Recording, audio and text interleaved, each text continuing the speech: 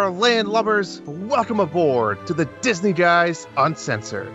This is episode 111, recorded on Monday, May 3rd, 2021. We're your crew, Drew, Bob, Tim, and Jordana. On tonight's episode, it's anchors aweigh. The wind is in the sails, and we're sailing on the adventure, where the journey truly is the destination. So batten down the hatches as we sink or swim on our very first Disney Cruise Line episode, featuring the Disney Wish. Get ready to chart a course. It's all hands on deck, and get ready to make waves and hoist the colors. Now, bring us to that horizon. Drake me hearty, yo! Oh boy, Drew. Pirate Drew, everybody. Welcome. Before we get going and charting that course, we'd like to remind you that this episode is, of course, sponsored by Wish Upon Magic, now featuring an artist showcase section, featuring products from hand-selected artists from around the world. Wish Upon Magic is, of course, still your Etsy experience, specializing in stickers, keychains, Mickey ears, and handmade home goods, where a portion of every purchase goes to the Make-A-Wish Foundation to help spread the magic. And of course, if you mention the Disney Guys Uncensored in the notes section before checkout, you will receive a magical freebie. Wish Upon Magic is the official Disney Guys Uncensored store for fluffy handmade items, beautiful watercolor prints, and incredible waterproof stickers. Give Wish Upon Magic a follow on Instagram at Wish Upon Magic, and shop their Etsy store and their website at www.wishuponmagic.com, where you can find magical new selections every week. And of course, this episode is also brought to you by our supporters over at Patreon, where you please visit our Patreon page at www.patreon.com/the Disney Guys Uncensored for all of the information. And finally, if you're a fan of the show or one of us, the best way to support us is to go to your preferred listening platform and leave us a 5-star review. And be sure to give us a follow on our YouTube channel and other social media platforms. That's all the bookkeeping for tonight. Let's head to the Disney News Desk.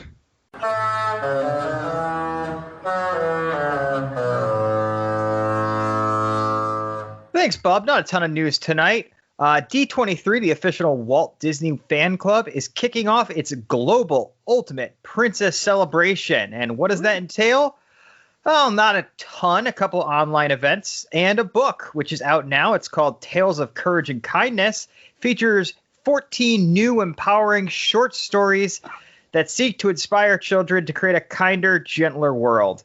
And then on May 21st, the celebration will really kick off with a new original song called Starting Now from global superstar and Grammy Award-winning artist Brandy.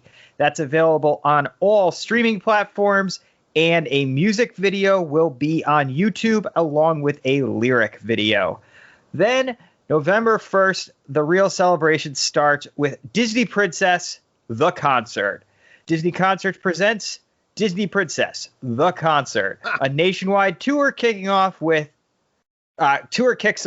Be Our Guest, as an all-star quartet of Broadway and animated film icons celebrate all the Disney princesses in an unforgettable evening of story, animation, and song, alongside their magical music director and enchanting guest prince.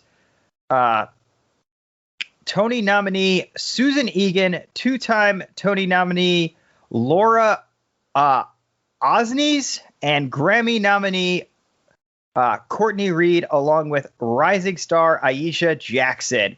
And tickets for that are going into pre-sale by the time you hear this. Just head over to d23.com to check that out and have more information on the Global Ultimate Princess Celebration. The Disney College Program will be resuming at Walt Disney World only for the time being. 5,000 former applicants and participants have already been reached out to by the company to reapply, and applications open up May 5th. So if you are a college student and would like to do the Disney College Program to pad that resume or possibly have future employment at Walt Disney World, Definitely check that out. It's a great program. I haven't heard anyone who's done it who didn't love it. And we actually have an episode a couple of months back with some former Disney College Program cast members talk about their experience with that program. So I think everybody is happy to see that that is back. All right, and last one. This is a mystery news item that I was springing on my other co-hosts. Did anybody get a chance to see the sizzle reel from Marvel? I had it on my to-do list, and I didn't watch it yet. So the big thing is we got the teaser trailer for the Immortals. It looks cool. They played the Shang-Chi trailer again. But the big thing we got was the release dates and titles of the next slate of Marvel films. And I got to say, guys, are we reaching Marvel super saturation? We have Black Widow, July of 21. Then we have Shang-Chi, September of 21. Eternals, November of 21. Spider-Man, No Way Home, December of 21. Doctor Strange in the Multiverse of Madness, March of 22. Thor, Love and Thunder, May of 22. The Marvels, which is the official name to Captain Marvel 2. That's going to be November of 22. Ant-Man and the Wasp, Quantumanium. That's February of 23. Guardians of the Galaxy Volume 3, May of 23. And Black Panther, Wakanda Forever, July of 22. We have Marvel. We have a tentpole Marvel movie every single quarter, and some 2 per quarter because of the ones that were pushed around the release schedule due to the pandemic for the next 6 quarters. Are we going to reach Marvel saturation? Are people going to get sick of this? I mean, we have never had this much Marvel in the history of the MCU, and we still have TV shows that are going to be playing on Disney Plus in amongst all this stuff. It's a lot going on. Yeah, I'm already out. I haven't even watched Falcon and Winter Soldier yet, so I just don't care. I haven't watched any of them. So not missing much. I've been out. I legitimately, and I've said it to these 3 before, that I have become anti-Star Wars world building and Marvel Cinematic Universe world building. Give me Mighty Ducks Game Changers any day of the week. That's subtle and cute and it's fun to watch, and I don't need to think about it. This crap of, well, we're building this for this movie and that movie. Guys, I don't have that much time on my hands to watch all of these things. I'm a married man. We do things. I have 2 kids. I just cannot keep up with the content that they're pushing on me. And yes, Tim, short answer, oversaturation of the market for both franchises, in my opinion, Star Wars and Marvel. And actually, this is ironic. May the 4th, tomorrow, Bad Batch comes out. I'm very excited about it. Yes. But it's like, I can't handle it anymore. I think for Star Wars, they do hold back a little bit more. I feel like it's maybe a little bit more spaced out. And with Marvel, I feel like if you miss any of it, you're just so far off course because all of it links together that you might as well just stop watching because you have to catch up with everything you missed before you can move forward. I will say I'm looking forward to Loki, but that's only because I have a crush on Tom Hiddleston. Who doesn't?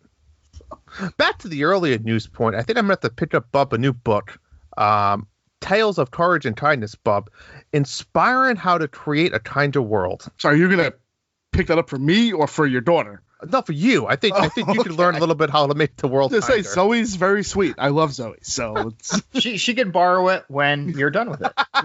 Yeah, that's how things usually work. I have toned it down quite a bit lately. All right, and with that, Tim, let's head over to the topic of the week.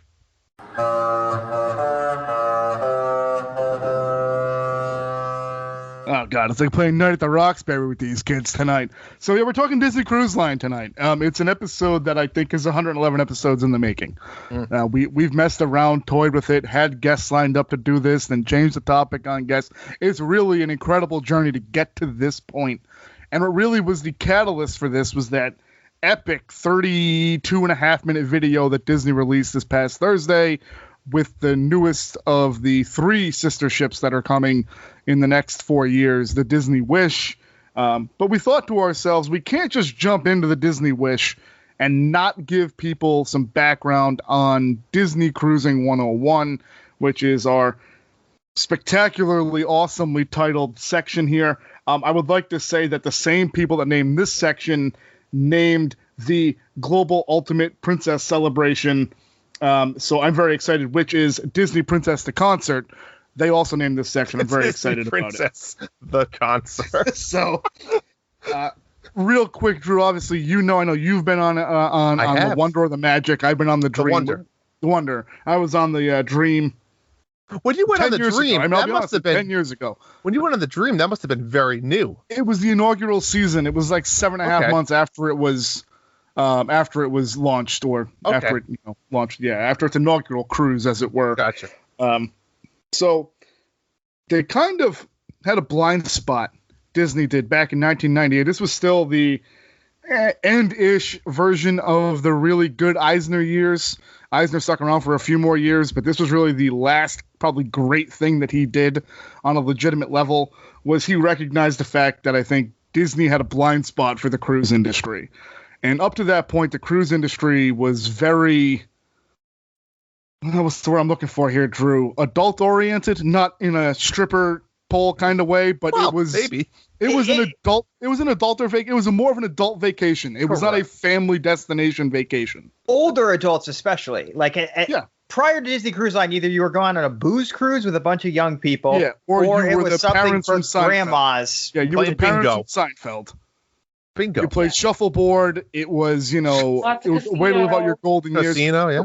It was literally, and there's an episode of Seinfeld when Jerry's parents and George's parents go on the same cruise, and they don't know it, and they see each other on the shuffleboard. Of course, the only reason I even referenced that point.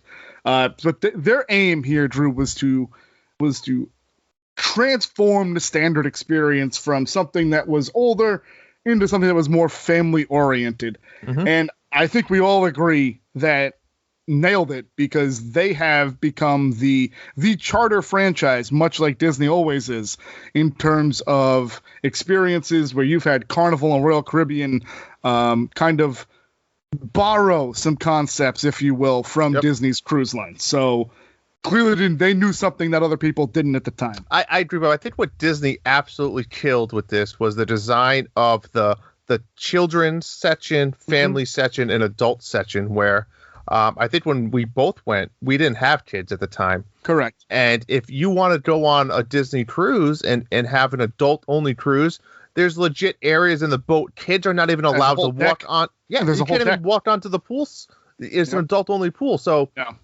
it truly is. People get, misinterpreted information when they say, a Disney cruise is for kids. It's correct. It's not. And we're going to get this exact examples tonight on the Wish with that. It is funny, Drew and Jordana and Tim, people that I have talked to that are cruise people, they go on cruises. My boss, huge, his family loves cruises. He's younger than I am. I mean, I'm 37. He's a few years younger than me. He's been on a ton of cruises, never been on a Disney cruise. And he says, is it kiddie? I said, well, Chris, I've only been on one cruise in my life. It was a Disney cruise, and I happen to love Disney. So to me, no, it wasn't kiddish. But Drew, to your point, they have the club area, that the bars that are obviously adults only, the pool section. It's really, they do a great job of having something for everyone, from infants right up to grandma and grandpa playing shuffleboard on the Lido deck, as it were. So like we said, there are 4 ships here. We've mentioned 2 of them already. The Magic and the Wonder are sister ships, and then the Dream and the Fantasy came out in 2010, I think 2012, for the first time that those 2 ships sailed. The Wish does begin sailing next year, followed by its 2 sister ships in 2024 and 2025. They have not named those ships yet, but due to my investigative journalism, Bobby the Brain Heenan style, people in the industry are leaning to the fact that these ships will be known as the Enchantment and the Imagination. It could be. I mean, those sound like Disney names. Those are the industry rumors, that it will be the Disney Enchantment and the Disney Imagination. Kind of, I don't think it rings quite as well as the Disney Wish does, but we'll see what happens in a couple of years. They do feature dozens of itineraries around the world. Drew, correct me if I'm wrong, you went the Bahamian cruise, the Nassau, and Castaway Cay, correct? Correct. Yeah, so that's also the itinerary that I did. They do offer Western Caribbean cruises, transatlantic cruises, Alaskan cruises, Mediterranean excursions, West Coast swings, they go kind of the Mexican Riviera, places like that. And of course, like we said, Nassau and Castaway Key is a traditional 4-day, 4-night, 3-night split. And don't forget the wonderful Atlantis. Not Tim's Disney Atlantis, but you can actually go to the real Atlantis resort. The resort that's in Nassau. Not the hidden city. Yeah, you can do a lot of things. I don't know that we're going to cover a ton, but if you have questions about anything we talk about tonight or any excursions on a Disney cruise, you can talk to our co-host, Jordana Izzo at TravelMation.net, who has recently earmarked executive vice president status. Jordana, is that correct? Is that what we're calling running the company now, actually. That's right. It's Jordana is TravelMation. Hashtag. Your TravelMation. So that's very exciting. And similar to Tim, I think you've been on a few cruises yourself. Rotational dining obviously is a thing. I will say from experience, the Disney restaurants are top of the line that you can go to. They do rotate between 3 different areas for each night. There is alternative, very upscale restaurants. The Dream has Remy, obviously themed after Ratatouille, and also all of the ships, and we'll get into it in a minute, have Palo. The Wish actually kind of expanded on that take with their version of Palo this time around. So very interesting to see there. Tim, I know you've been on a bunch of cruises, so I know you haven't been on the Disney cruise, but you know Disney dining very well. In your experience, how's cruise food to you? It really varies. Like that's my aunt is also a travel agent who specializes in cruises, and that's like the big question she gets, and it runs the gamut. Like Carnival, for example, is not known for having the great food, but like Princess is known for having very good food, and people go on those specifically for the dining. I will say one thing that I don't know if it's a blind spot, because the only cruise that you and Drew have ever gone on is Disney cruise. The big difference between Disney cruises and all the other cruises is the centerpiece of pretty much every cruise ship on the sea is it has a huge casino, because gambling is legal in international waters, because basically everything's legal in international waters. And the Disney difference, and Eisner's big thing with this, was we can have cruise ships that don't need to have gambling to generate revenue, which is also why Disney cruises tend to be a little bit more expensive than their competitors. But it does change the whole vibe of the cruise when the central activity for the adults on the cruise is not gambling. So take it or leave it, but just know that if you're going on a Disney cruise, there's not a casino, and that means that the adult activities are a little bit different. But Tim, there's a vacation's worth of activities for everybody. Oh no, I agree. I agree. It seems like there's awesome stuff to do, and Rachel and I really want to go on a Disney cruise. Yeah. I was just pointing out that is a huge difference between Disney cruising and literally every other cruise company. I think that needs to be said, because there are people that probably have never been on a Disney cruise. What you said, the price difference, while not always huge, is somewhat significant when you compare prices. Sometimes double, right, Jordana? Would you say almost double at times? Sometimes, yes.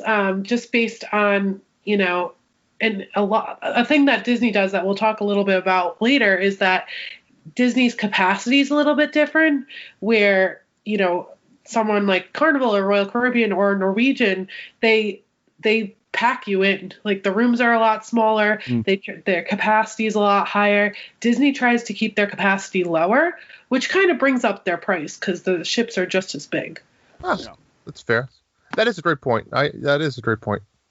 And the price difference, and Jordana, correct me if I'm wrong, it really depends on the line. Like if you're going on a celebrity cruise, it's not going to be that less expensive than a Disney cruise, whereas Carnival, when they're running a deal, might be less than half the price of the Disney cruise. But it really depends on the line. It's not like Disney cruises are automatically the most expensive thing. No, they're not. And I think you'd mentioned princess cruises. Those are usually pretty pricey too. But it definitely depends on, what line you're going to, what stops you're making. Like there's a whole bunch of different things. But I don't think that Disney's the most expensive. And I think that what Disney offers is definitely better than if you're looking at the same things. They offer a little bit better at sea, I think. For sure. I know from experience that the other boats follow the Disney cruise because they are the only boats in the ocean that have full fireworks shows at least one night per itinerary. So I have been on cruises that you follow the Disney cruise, so you get the fireworks, and they don't have to have fireworks on their boat. Smart. And that's what we in the business call a professional segue by Tim. Because what we have here for those activities, like Tim said, fireworks night, which usually coincides with pirate night. Yes, pirate night. Which is always a great time. Water slides, movie theaters, themed cruises, Drew. They do the Marvel Days at Sea, Star Wars Days at Sea, despite my anger with Marvel and Star Wars being everywhere. I don't know if that's going to change with this boat in particular. They do, and I tell you what, Tim and Jordan, maybe you guys can speak to the experiences you've had, but Drew, I found the decor and the theming, despite it being very whimsical, it was also very elegantly done.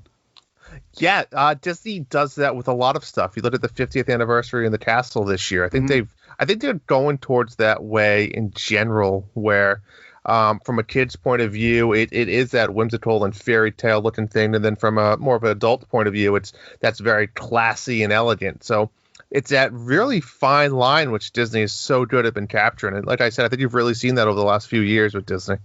And I think that I've seen this word multiple times, regal. Everything is very regal. Everything is very very high scale looking, like very like you said, fairy tale and, princess and stuff like that. So I think that I like the way it's going. Yeah, absolutely. Yeah. And of course, Drew, the number one question that we get, or that you ask me every time, is where do these ships sail from? Where do these ships sail from? And the fact you've tried to push me to going on one of the boats from New York before, and Boston, and they even. do. So they do have several ports that they do sail from regularly. It's Cape Canaveral is their main one down in Florida. They do sail from New York and Miami, other ports towards the West Coast for those West Coast swings. And rumors are rampant, and Tim, maybe this one's for you, buddy, that they are going to port or make berth at an Asian port as the Asian market is exploding for cruise lines. I was just saying, I'm frankly shocked they aren't. When I was over in Japan, we went to Yokohama. It's one of the busiest cruise ports in the world. It's similar to Miami or Port Canaveral.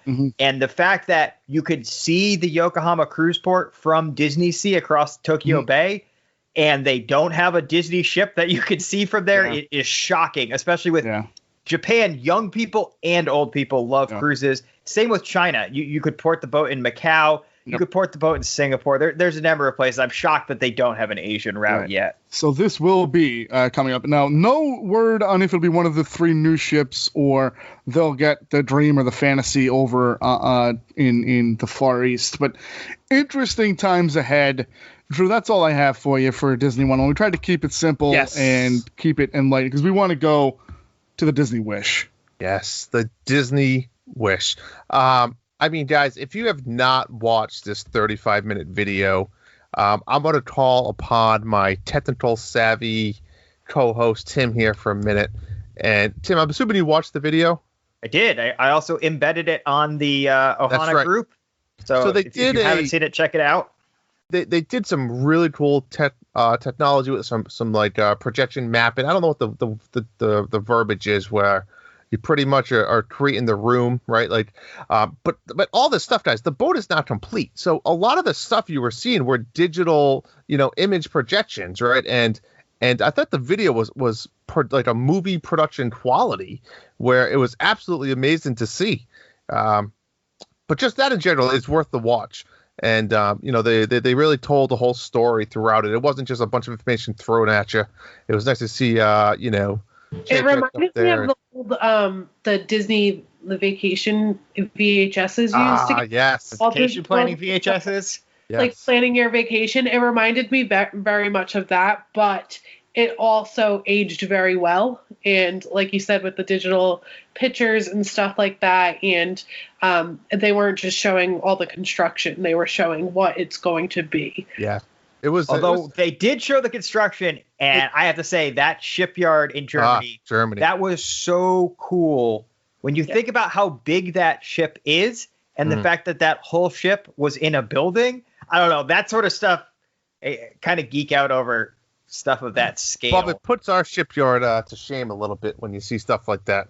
Yeah, I mean, I think we do things differently, but certainly I hope that they don't go through the processes that we go through. I hope not as well. So anyways, the Disney Wish, let me give a little high-level information, and we're going to start breaking down some of the ship in general. So they have announced that Captain Minnie, now, Jordan, I believe they said Captain Minnie is kind of the new spokesperson, is kind of the new image of the Disney Cruise line in general, not just the Disney Wish, but rather the Disney Cruise line. So I thought that was pretty cool. She's taken over. She is. Good for her. She deserves it, you know? Does. She's been sitting on the back burner all these years. It's time to take charge. So as Bob alluded to earlier, there was the Dream class, and then I don't know what they called the first class, but the next three ships are called the Triton class. Just thought that this will be the first ship in that class.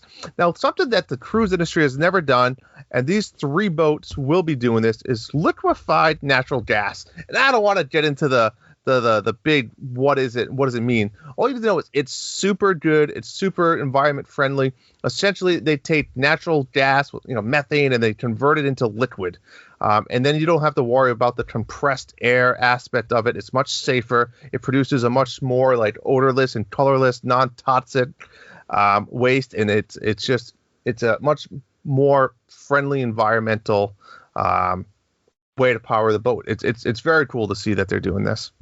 And didn't they say in the video they were retrofitting the rest of the fleet to this? I don't know 100%, Tim, but that's incredible. I don't know if you'd have to change out the end. I believe that was what they said at the end, that they were retrofitting. They may have. I mean, yeah, this is pretty big. I know they didn't really talk about it too much, but this is pretty big news, just to see in the cruise industries in general. Hopefully it'll drive other cruise lines to do this, because unfortunately cruising is fun, but it is a huge producer of greenhouse gases for something that is entirely not necessary to commerce or industry. Correct. So if Disney can keep the conservation going and be a leader in this space also, it's just kind of goes with the conservation ethos they have with everything else. And that's your continuation of your 5 Earth Day episodes that we just went through, folks. So this ship will have 15 decks. I think that's about average, or a little bit bigger than for Disney Cruise Line. Now, I went through every one of these decks. By the way, the Disney Cruise website is fabulous. You can look at each deck. You can zoom in. You can zoom out. It has all the animation there. I did find 11 non-labeled, what they call more magic coming. So that means there's 11 more spaces that have not yet been announced, that more information will be coming about these cruises. Bob? Yeah, Drew, it's funny you say that. It's one of the few Disney websites that I always go to that's always functional. That is 100% true. It's unreal. It's unreal. Great website. It really is. And it's awesome. You do a lot of comparison between the different boats. So, if you're really interested in Disney Cruise and you're not sure which boat you want to go on, you can go here and just look at all the different boats and really study them, if you want to say, and see which one is the best for you, based on which theming you like. And then just like any, cruise ship, there is plenty of retail shops. So don't be afraid. You do have your Disney merch filled all over the boat that you can buy and take home. Some quality merch too, Drew. Yeah, very specific. The cruise line merch, especially because you're probably not, unless you're, a gold member that's done 15, 18, 20 of these cruises, or a super deluxe diamond platinum guy that's done 25 of them. You're probably not doing these every year. Like, you could do a trip to the parks probably once every year to year and a half. You're probably not doing a cruise that, maybe you are, but I don't think the average consumer is. And they really do a nice job with the merchandise. I will say it does seem a little bit pricey. If I remember 10 years ago, some of these stuff you would think, like the pins and the stuff that they do sell at the stores you have comps for, usually ran about $1 or $2 higher on the ship than they did at the shore. Like I did just buy the ears, the new cruise ears. Ooh. Have you seen those? I haven't seen them yet. They were at Marketplace Co-op. I did just buy those. Oh, they don't look. You have to send us a picture. I will post it to Ohana. Yeah, I will post it. I don't have them yet. My my friend was down there and she grabbed them for me. So Nice. I will have them.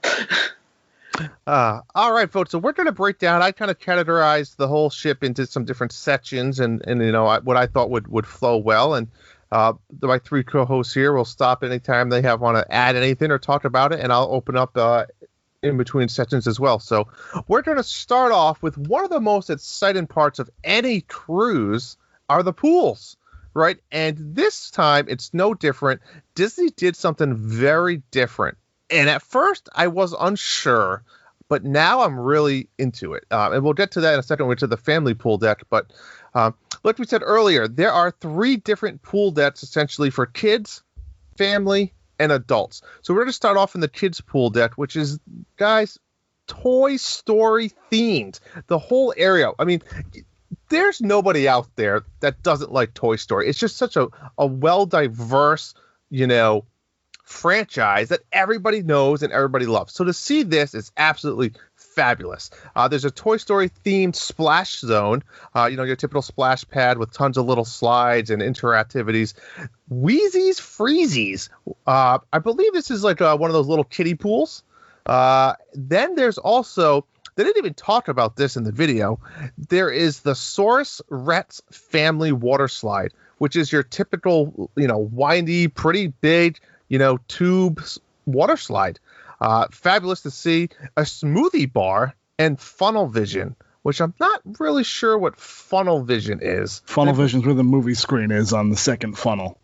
Oh, gotcha. That's just okay. So guys, the kids pool deck. I mean, what do you think here? I mean, fabulous, right?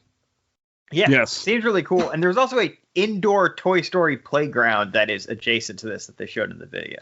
So we'll say the Disney Dream is themed to Nemo, which is also fantastic. But this seems very legit to me. It looks awesome. I agree. Which leads me to the family pool deck, which is obviously kind of more of the larger one. This is kind of a Mickey and Friends theme, but as we'll start to see in a minute, they're definitely going towards a lot of the new Mickey shorts, which I don't watch all of them regularly, but I still like. I don't hate it. Let's leave it at that. I will tell you, Drew, not to squirrel us away from the ship for a second, but if you're not watching those shorts, you're missing out. I've seen a lot, and I enjoy them. No, I don't think that's an uncommonly held opinion. I think people generally agree that they're well animated, well written. Well, it took a while because people were not used to the style of the character design specifically. I think they're fantastic, and I think a lot of people have come around to them. People have come around, and I think Mickey and Minnie's Runaway Railway had something to do with that. Yeah, and the original short in the parks was a big hit. That's true. They kind of forced it, but I respect Disney for staying with it. They didn't bail out and say people that don't like it were canceling it. They're all in on this sucker. Yep. Obviously, as we've seen with this theme in a large area on a cruise ship. On their flagship new cruise ship. Yeah. So this is what I found super interesting, and I was torn. And then once I really started digging and seeing more pictures, I'm kind of all in. So rather than a lot of the other cruise ships that have one large family pool, I know when I went on the Wonder, it's just one large rectangle pool, and it was in the center of the boat. And what happened was there was once or twice actually where they had to close it for whatever reasons, and it was closed for like 2 hours out of the day. Was there a Baby Ruth in the pool? It's very possible, Bob. It's often if the seas are a certain height, since the water in the pool is going to move with the water of the waves. So, but I don't think that was the case, Tim. I think it was more of they were sanitizing or something like that. Something happened. There's a Baby Ruth in the pool. So my point was the pool was closed for a few hours, and it happened twice. What they're doing on this boat, which is very different, is there's 6 pools in just the family section, and they're all kind of smaller to medium-sized pools, and they're on different levels. They staggered the levels within this area, which is really cool. So it kind of creates a lot more of like privacy, more seating arrangements, more seating areas. It opens up a bigger depth that's probably more diverse, where you can do other things as well. I don't know. What's your guys' take on this? Like 6 smaller pools rather than one big one. I think this is a pretty common setup on the newer super ships that a lot of lines have, is they have more pools instead of that one rectangular pool. And also probably the reason they were closing it is cruise pools don't have chlorine or bromine in them. They're actually just filled with salt water from the ocean, and therefore the water needs to be changed out since there's nothing in it to keep it antibacterial other than the naturally occurring salt. So that's them draining and refilling the pool. or X number of hours that, the water's in it. Yeah. So you can avoid that by having, as you said, by having multiple pools, you can just you can close. Yeah, exactly. Yeah, I'm here for it, Drew. Good. Jordan, what's your take on it?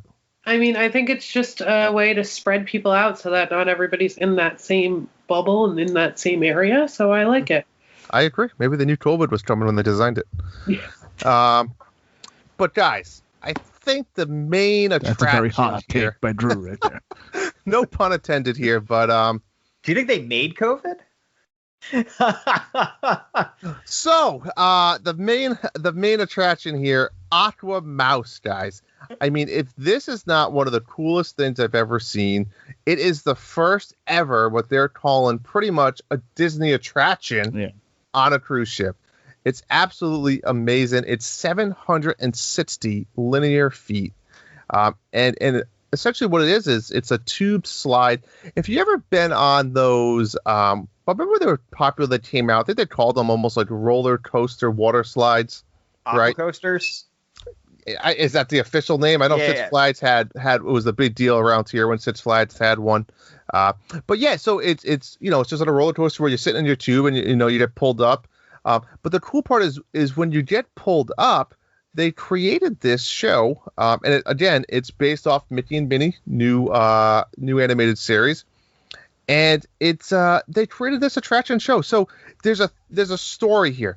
Mickey and Minnie started an excursion company, and it's called Port Misadventures. So Port Misadventures, obviously something is going to happen. Their company is called Port Misadventures, but it's Scuba Scramble is this adventure you're going on, and you're traveling to Mermaid Lagoon. So this is the story. You're going to go through this attraction, go into Mermaid Lagoon, but of course you're going to have some misadventures and some mishaps along the way. And while you're going up through this slide, they actually put LCD screens or LED screens nowadays, as you would say. And they have special effects. They have lights. It's just absolutely amazing. It's Mickey and Minnie Runaway Train on a water slide. It's I mean it's incredible. Basically the Aqueduct from the Fantasy and the Dream. Correct. But much expanded. This is plus. It's not much expanded. The Aqueduct is actually longer by 5 feet. But it's just there's more effects. Right, Correct. The seaming and stuff. Because they were very clear in the press's stuff to say this is a full-on ride with a story and everything. Mm-hmm. Yeah. That's the first of its kind attraction at sea. Yeah, I can say whatever you want me to say at a press conference for $1 billion ship. Salty as the sea. Fair point. No, what did you want to say? Now, guys, this is on 2 of our other ships already. I mean, is that what you're going to come out and say? By it? No. I mean, it's literally a plus version of a ride I've already been on. So, yes, I would go on it if I went on the ship, yes. But... Well, I never went on the other one, the Aqueduct. Right. So I can't. The Aqueduct was great. It's one of my all-time favorite Disney rides. We've never mentioned that on this show before, but that's one I loved it. Especially at night when the tubes were lit up. It was wild, and it goes over the side of the ship. It's a great time. It's a lot of fun because they're in clear acrylic tubes. Correct. So it's wild. It is no knock on what the Aqua Mouse, is that what they're calling it? It is. That is the name I did not not as good like a name when they as the announced Aqueduct. it. Yeah. So forgive me for being unimpressed when they literally just took the name of the slide they already have and switched out duck for mouse, where it doesn't make any sense. I'm impressed. I'm excited. At least Aqueduct is a real thing, so calling it an Aqueduct makes sense. What the hell's an Aqua Mouse? I'm also impressed. I'm gonna, avoid Bub's negativity and saltiness of the sea. No, I'm not wrong. You guys have not made a compelling case on why it should be called the Aqua Mouse. Oh, I don't or why it's this groundbreaking thing. No, because they put lasers and screens on a boat. Oh, I don't care. You can call it the Aqua Turd. It doesn't make a difference to me. I'm just excited to do on the actual attraction. Yeah. Right, no, it's a great time. It's not a knock on the attraction. It's a knock on them selling it to me as this groundbreaking excursion that they already have on 2 of their boats. So let me ask you this: the Aqueduct. I'm ignorant here. Is it the same layout and the same experience? But it doesn't have like a show or a story like this does, right?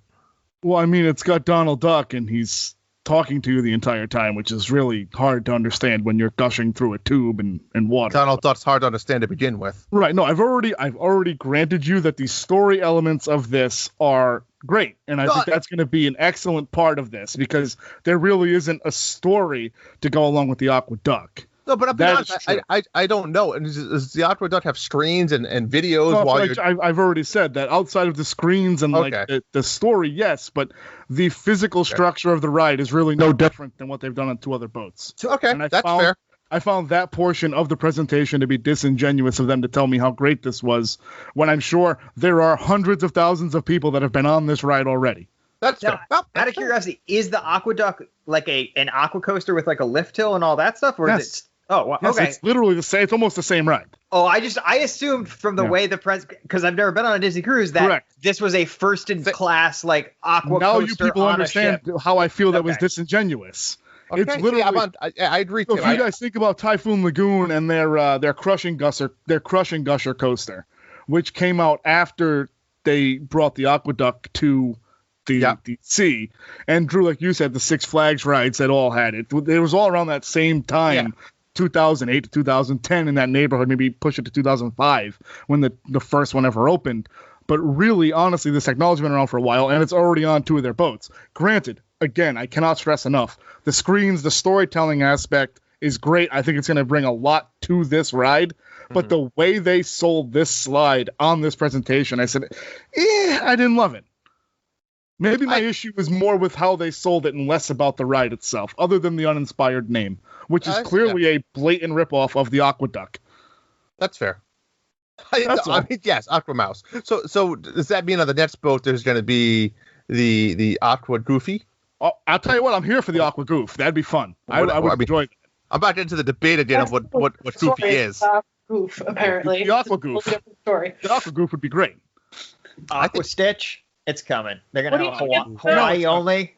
I'm predicting that it's got to be Admiral Stitch. Has got to be one of the statues on one of the new boats, right? He's got to be. We haven't gotten to the statues yet, Drew, I know, but he's got to be. Yeah, Admiral especially if they get to a boat that's going to operate mainly in Hawaii year-round. It's going to be the Stitch boat.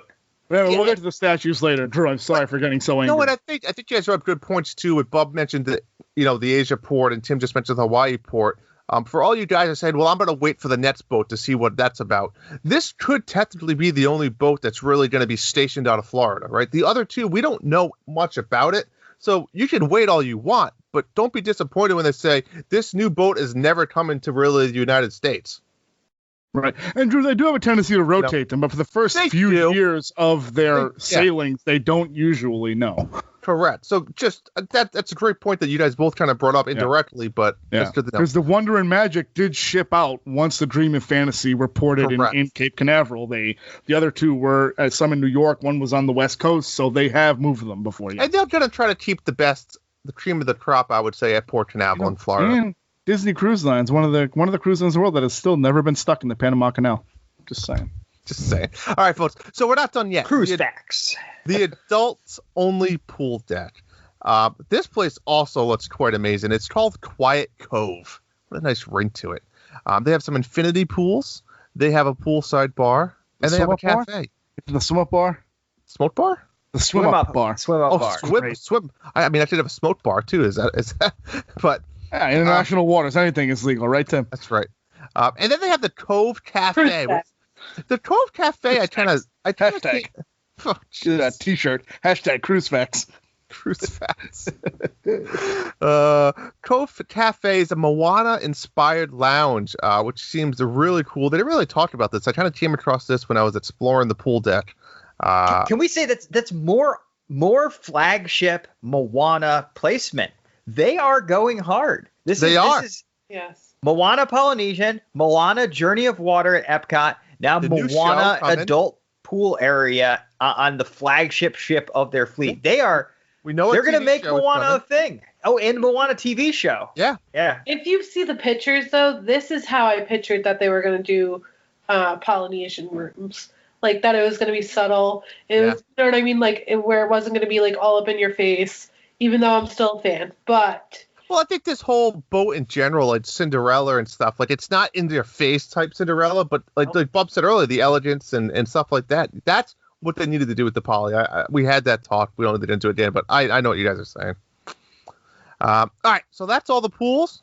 That's a lot of pools, a lot of stuff to do around the pools. We're going to move into what I am calling, actually, I think Disney called it this, not me, the innovative experiences. They've really nailed this naming things lately. Yeah, they have. So the first one we're talking about is the Grand Hall. Now, remember, some of this stuff is still us dissecting it a little bit with a little bit of knowledge and stuff. Yeah. So we're still kind of developing all these ideas in our heads as we've kind of have in the last few days. So the Grand Hall, I believe what this really is what we've been seeing in all the video. This was like the main lobby, essentially. Yeah, it's where you come on the ship. It's where you come aboard.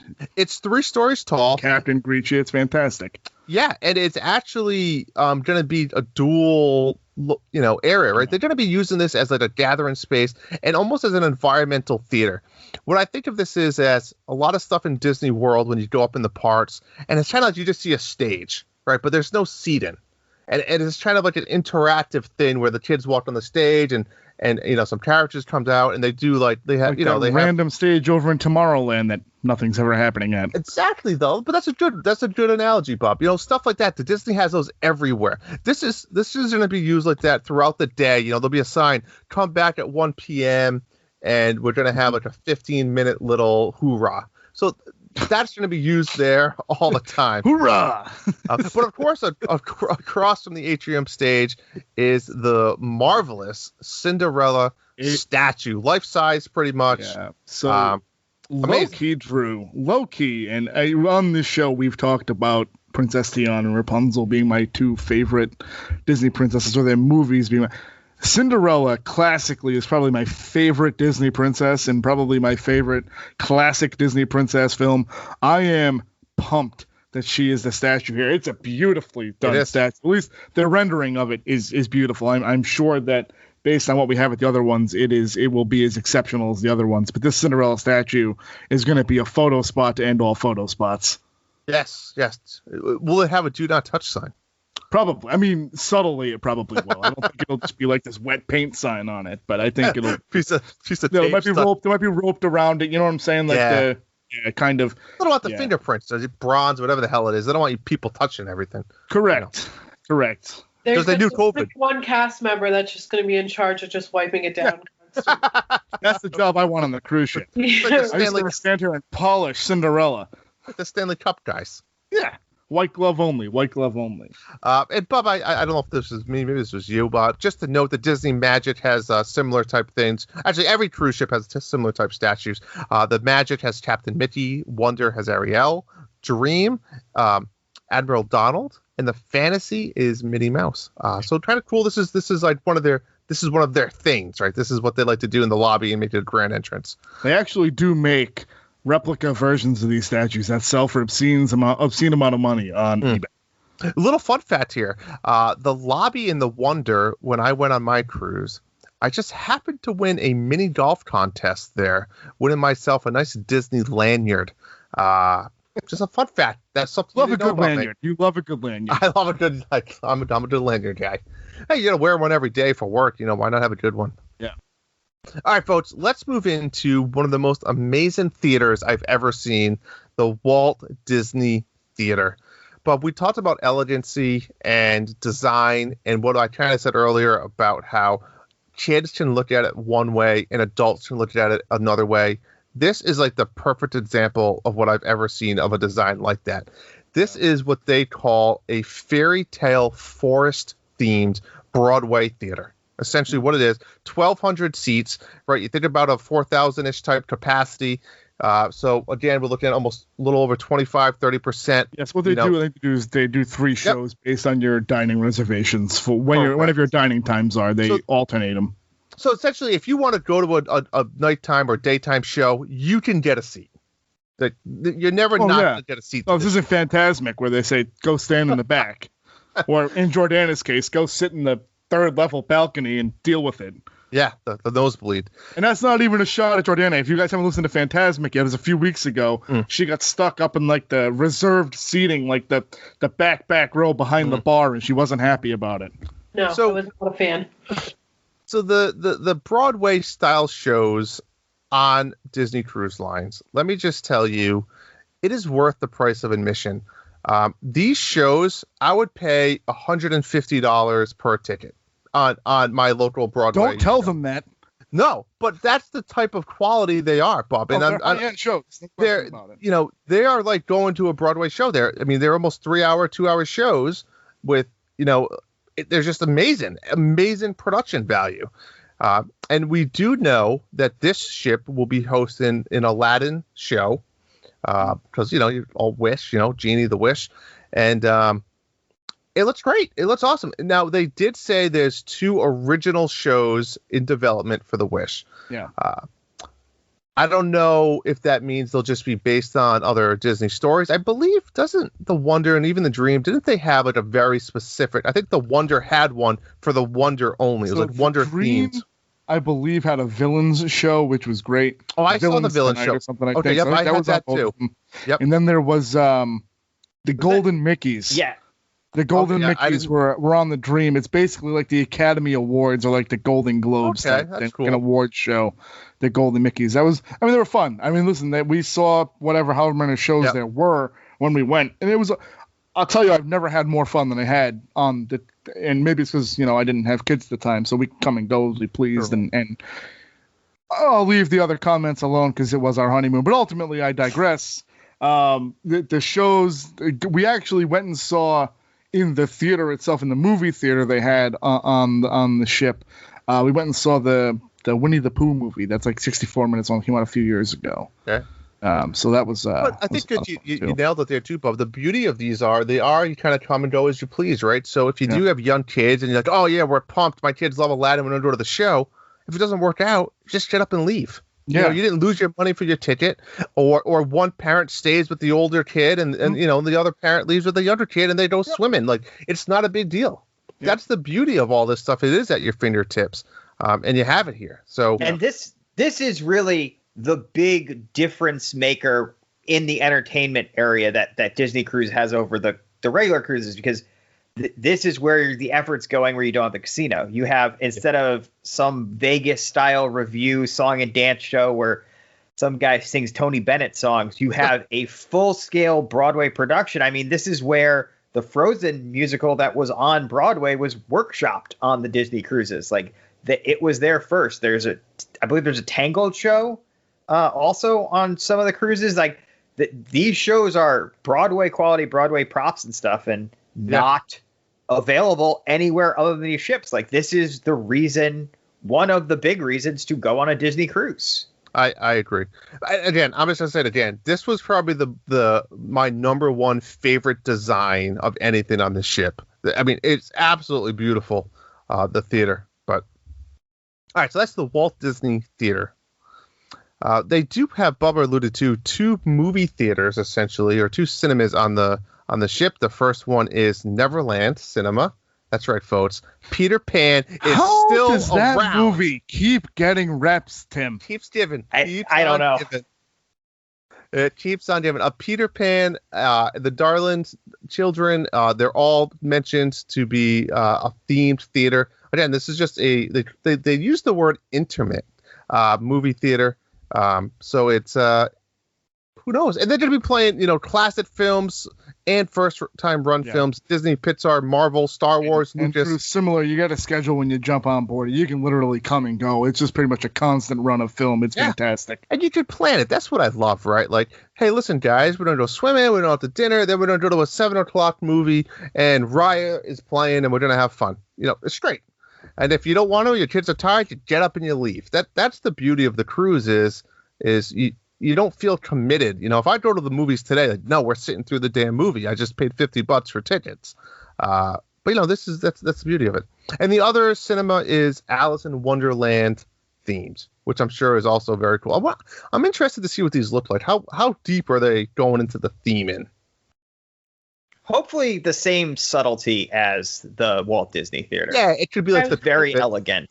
The carpets and stuff like that. But I don't know. I could see maybe. I agree. I don't see big figures or anything like that on the wall. But if these are, I'm hoping for those old school Disney store like maquette ones.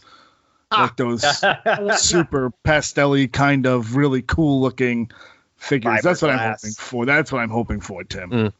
Tim, we still owe the listeners a Disney Store episode. That is true. That is true. That The is on volcano. schedule. All right, guys, let's continue moving forward to what they are calling Luna. The best way to describe Luna is a 2-deck entertainment hub, which is really cool. This transitions from a daytime family setting into an elegant evening venue, which is an adult-only exclusive entertainment. They have not or even seen pictures or put out too much information on this, but essentially there's going to be musical performances, comedy acts, game shows.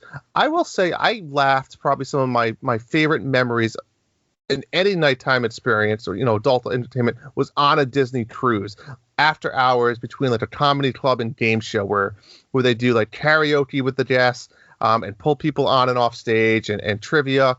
Those are some of the most fun memories I've had, and it was on a Disney cruise. So I got to assume this is the Luna type nightclub where that is, the piano bar. This is your jelly rolls. This is your place to go at nighttime to hang out if you want to have a few cocktails and relax. I remember the district on the Dream had that club Pink. It was awesome. It was all like pink champagne and stuff, and it was just so coolly themed. Like it was everything was like bubbles. Did they play Aerosmith Pink? No, they didn't. Unfortunately, it was very classy. No Aerosmith there. They did the Skyline Lounge, where like the behind the bar turned from like Chicago to New York, like it was like a window into the city. So Disney does a great job with bar areas and I guess adult entertainment districts on their ships without being adult entertainment. Yeah, that's fair. So Luna seems super cool, and definitely a cool place that I'm gonna, you could visit with your kids or even at nighttime. You can say it, Drew. You're gonna check it out when you go on the Disney Wish. I will be going on the Disney Wish. Jordana's gonna get me birth. That word you're looking for is a birth. A birth, correct. But it's weird because you don't think of a birth when you're sleeping on a bed. I think of a birth like in a true ship where it's a berth. A bed is different. I'm sleeping on a queen size bed on a cruise, Tim. It's not like a berth. All right, we have a lot more to go, but I really just need to interrogate what exactly qualifies a true ship, if not a $1 billion gigantic cruise ship that's bigger than most cargo ships. Is this not a true ship? Oh, it is, but I don't think of it as a berth. I designed submarine berths. That was one of my first jobs as an employee at Electric Boat. And I'm telling you, when you sleep on a 6-foot by 3-foot little bed, and then you have a queen size mattress, it's much different. All right, let's move on. We're going to start going down from infants all the way up to adults with exclusive age-specific entertainment. And we're going to start all the way for those newborns. So when Jordana has her newborn, she can still go on the Disney Wish and bring them. Because, Tim, you might want to go hang out here yourself as being such a big fan at the Small World Nursery. I mean, what a great pun on name here for the name. Maybe Tim will have a small one by that time. Maybe. He might. Hashtag you never know. Hashtag cruise facts. Cruise fats. So Sal was a honeymoon baby, so I'm just warning you. I'll let you at that. It speaks for itself, folks. It's a small world based off the famous attraction themed babysitting nursery. Between 6-month-old and a 3-year-old, you can kind of drop them off and go have some adult time or maybe some older kid time. But we haven't seen pictures for that, but I love to see that they did kind of bring a little bit of Disney World and the parts to the cruise ship here. I'm sure those 6-month-olds are going to care about cohesive theming. It's very important to that age group. You got to start breaking it into their mind at an early age, Tim. Got a lot of complaints about how theming really fell off after the Eisner era and too many IPs in the park and all that stuff. I heard they play the song on repeat while you're there. Oh, dear God. Get the parents in and out quick. Yeah. The next age group is for 3 to 12 years old, and this is the Disney's Oceanair Club. Now, I had to try to do some digging here. Disney's Oceanair Club is one large area made up of a lot of smaller clubs. Awesome. between it. Now, this is the place they showed in the video where right off the main lobby, there's this hidden entrance, which is essentially a tube slide, but you kind of have to, move a hatch to find it. And you can go down this slide and show up at the Ocean Air Club. It looks amazing. Like I said, we know of 3 sub clubs in this place. Now, if you look at the map, there's 2 other rooms that don't have anything there yet. So I don't know if there's 2 more things coming, or maybe one of these is a lot bigger. I don't know. But the first one I want to talk about is the Walt Disney Imagineer Lab, where essentially, as a kid, you can become an Imagineer. I mean, who doesn't want to do that? You can design your own roller coaster and virtually ride it. There's a lot of other things you can learn on how rides work and attractions work. Now, in the video, they showed people actually riding some famous Disney attractions. I think that was a picture of Smuggler's Run. I think there was Big Thunder Mountain. Yep. So that's going to be super interested if I could virtually ride Big Thunder Mountain. Well, you can't do it. Yeah, you can't. They did make a point to say that adults cannot go. So I'm bummed. I agree. I don't fully understand that part. Yeah, I know. They did say this is, up to 12 years old. So this is where my kids will fit in this age group. And I don't know how it works. Like, do you wait outside? Do you drop them off and leave? Is somebody babysitting them? Especially if my youngest will be about 6 years old. So, I mean, I don't know. What if he has to go to the bathroom? I don't know. How does that work? Is it a babysitting club, or is it we wait outside and just trying to watch through a peephole? No, it's wristband, matching, babysit, drop off, licensed child care workers. You think it's that deep? Oh yeah. I mean, any cruise you go on, regardless of the company, has something for this age group, and that's how it works. So but here's the problem. So let's lead into the next one, because this is where I have a problem with that. The next one is super cool, super exciting. The Super Hero Academy, where you essentially can become an Avenger yourself. It's a high-tech Avengers headquarters where young recruits will train to be the next generation of superheroes with the help of their own heroes, like Spider-Man, Black Panther, Ant-Man, and the Wasp. I did also see some images of Captain Marvel in there for the females, as well as the Wasp. But this is, I believe, you can almost like purchase, and you can get your own costume, and you help train. So here's my problem with Tim is like, I want to watch my kids do this. Do you know what I'm saying? Like, I want to be there. I want to take pictures. I want to watch them, enjoy the moment. Are you telling me you think that this is like a drop off? They're going to go do that by themselves and we can't watch? There may be aspects of it where, like, superhero graduation, the parents can come and see. But yeah, this is like a pretty traditional cruise thing is siloing off the kids stuff completely from the adult stuff. And the teen stuff often will like intermingle in the same areas as other people, but like if the teens are doing bingo in one of the clubs, that club is closed off to anyone, including other teens who are not signed up for that activity with the teen club. It's to give the kids their own space on the boat, and then also to give the parents, the ability to fully disengage from their kids if they want to. No, that's fair. Sad, but fair. And then the last one, the Fairy Tale Hall. They probably developed this one just for my daughter. It's made up of 3 princesses doing their own unique little activities within the Fairy Tale Hall. So first, you have Rapunzel's Art Studio, where you can, kind of create different things with Rapunzel herself. You can do different artwork. There's Belle's library, where Belle is there reading stories, and I think you can try to read some stories as well with them.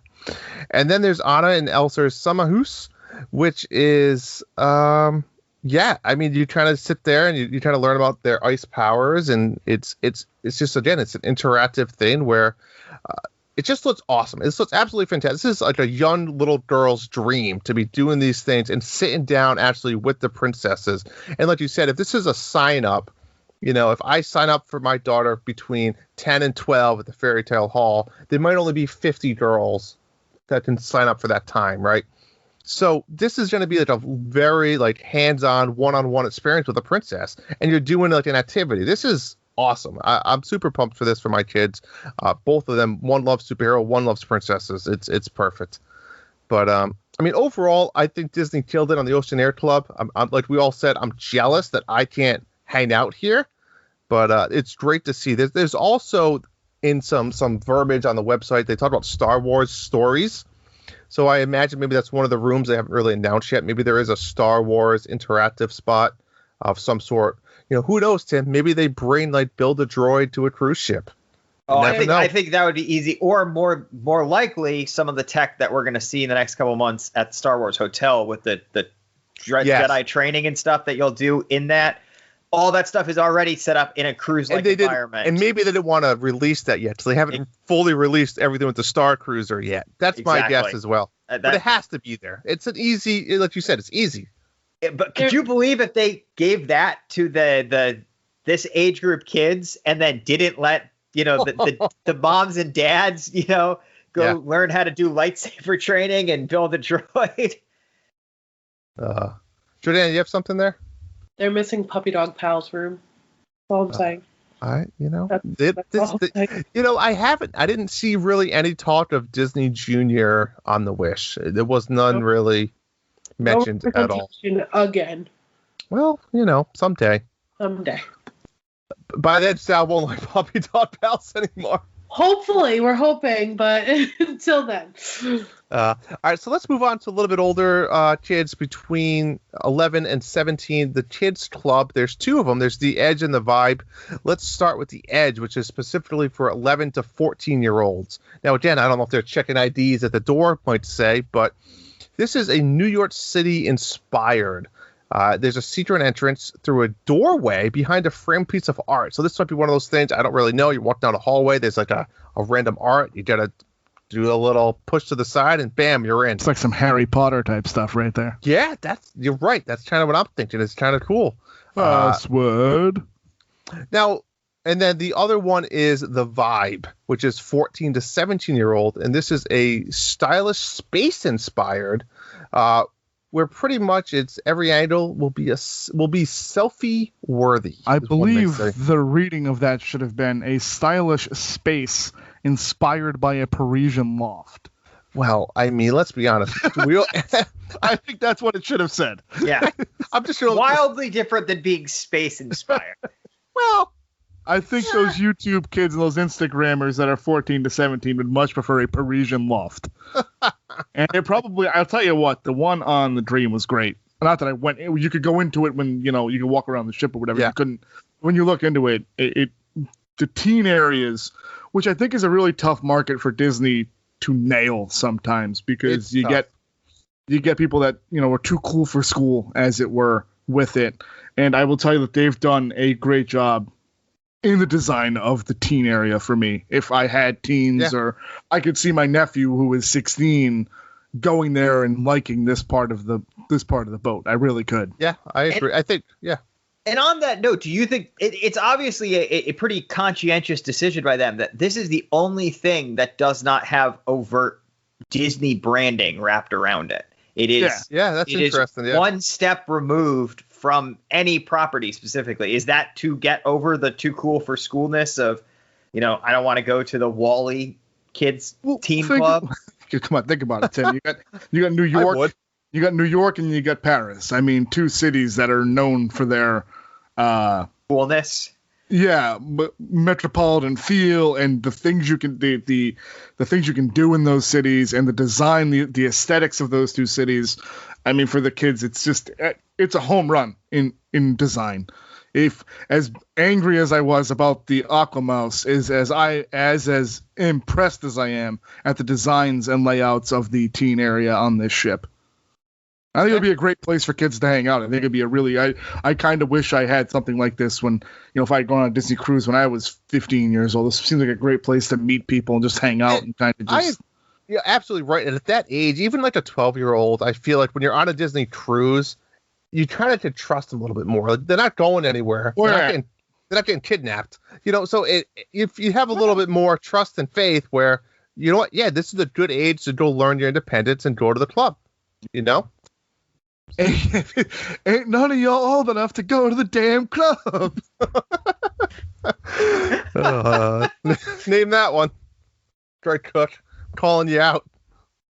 All right, let's move on to some dine-in experience. In fact, They're called imaginative dining, Bub. Once again, blowing my mind. I mean, maybe these are just like the general principles they're using. That's fine. But man, they're losing their edge in terms of how they're naming things lately. So let's start off with the two themed ones that we got. Arendelle. And for the first time ever, we're getting a frozen dine-in adventure. Drew, would you say it's the first time in forever? Yeah, I would. It is a live entertainment featuring Elsa, Anna, Kristoff, and Olaf. World-class cuisine infused by the Nordic influences. Yeah.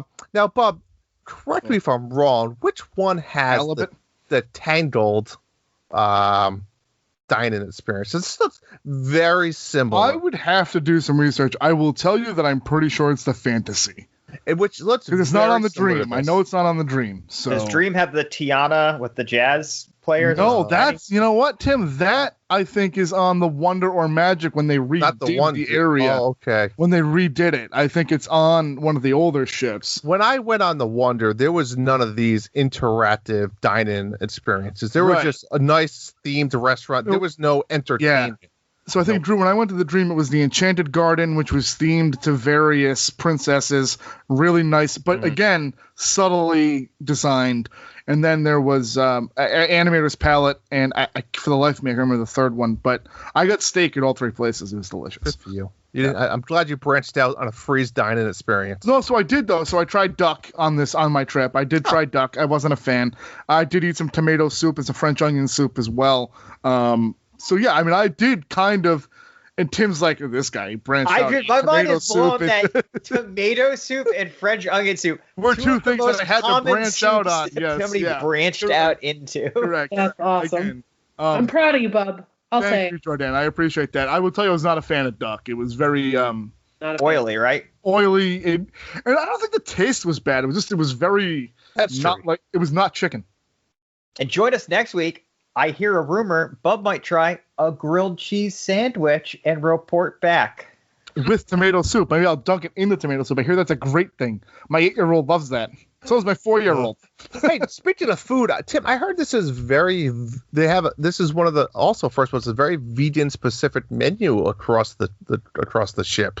That is awesome. So you know. I'm surprised that this was not something they pushed earlier, since they consistently have been such a leader in this space. I read that on one of the many sites that I dug into.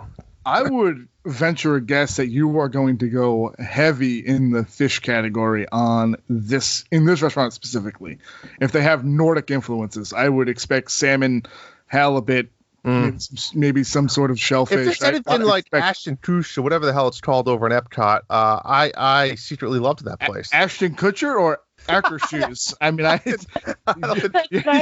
was like, what? I thought he was saying I thought he was saying a reference to a movie. Oh, Ashton Kutcher's movie. And I'm like, nope. He said, yep, that's where I thought that. So we have a lot more dining to go through, but you were talking about light theming when you went on your cruise. These new princess dinings, even on the existing ones, like I've seen video of the Tiana one, and it is like full on. Oh yeah, and themed actors, singers. Yep. And this is going to be probably even more heavily themed, since those were all retrofits, and this is a purpose-built space. Oh yeah. I think we're going to see all the special effects, all the lights, the projection mapping, all that stuff. Going full on here at your Arendelle, a frozen dinner adventure dinner theater. Not to be confused with Ashton Kutcher's new movie. Which we could find at Epcot. I think so. No, I think he runs multiple charities now, to be totally honest. Good for him. He's actually a pretty good dude, truth be told. Yeah, he's like testifies in front of Congress about stuff. He's on Shark Tank sometimes, too. Yes, he is. All right. So the other one was Royal Palace was the other one. That was like the fancy one that was free. That was the other one in the Dream, which is also princess themed. What's your take on paying for sit-down dinner when you have places like this for free? So another couple we were with on the cruise, also their honeymoon, they went to Remy one of the nights. Yeah, paid for it, and they loved it. But they were, yes, they were very nice people. Okay, but it makes sense that they went to Remy one of the nights. I'm just saying, when you have all this already amazing restaurants that are free, okay, Do you need to expand? I don't know. I get it. Okay, if I offer you free Longhorn, or I send you to a 5-star dining establishment that is almost maybe a once-in-a-lifetime opportunity to get that reservation, are you not going to take that opportunity to go try it? I mean, I think that's how people look at it. Yes and no. I hear you. I'm not against it. Is Palo or Remy the more expensive one?